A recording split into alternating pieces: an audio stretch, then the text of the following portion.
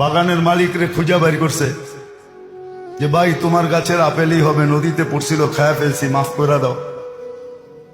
ওই বেটা ভাবছে মুরগা তো পাইছি, তোরে ছাড়ি তো ছাড়ি কি করে।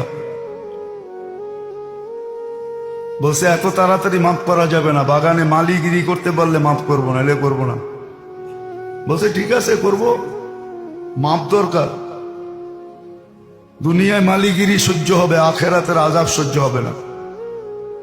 একটু ভালো মতে বোঝেন। কিছুদিন পরে দেখে মালিক খুব চিন্তিত। একদিন সাহস করে জিজ্ঞাসা করছে, মালিক এত চিন্তিত কেন?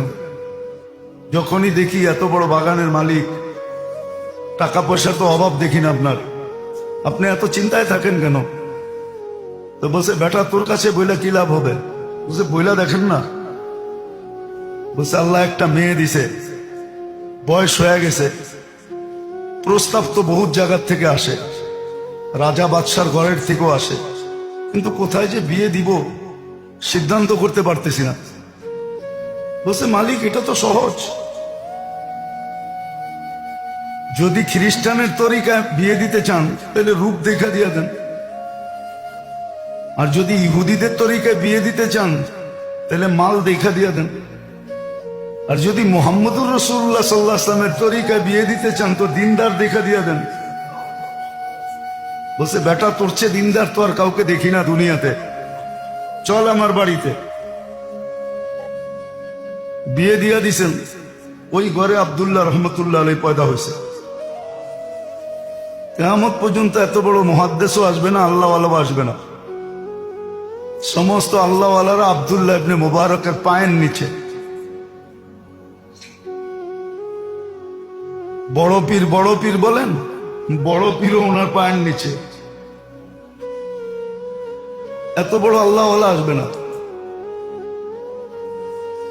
তো যেটা বুঝাইতেছিলাম, সুযোগ তো কাজে লাগাই নাই, সোহবতে যা শিখি নাই। ফার্সিতে একটা প্রবাদ বাক্য আছে, হামসুন ইমান ডাঙ্গরে নিস্ত, আমার চেয়ে বড় কে। চিটাঙ্গের একটা প্রবাদ বাক্য আছে, চিটাঙ্গে আছে এখানে, আরত হারত নানারত, আরত হারত আর নানারত। যা আছে আমগো বাড়ি আর আমার নানার বাড়ি আর আমার শ্বশুর বাড়ি, আর কোথাও নেই। এই তিন জায়গায় আছে, আর কোথাও কিছু নাই। আমরাও তো শিখি নাই, ঠিক না? এই যে আছে চিটা।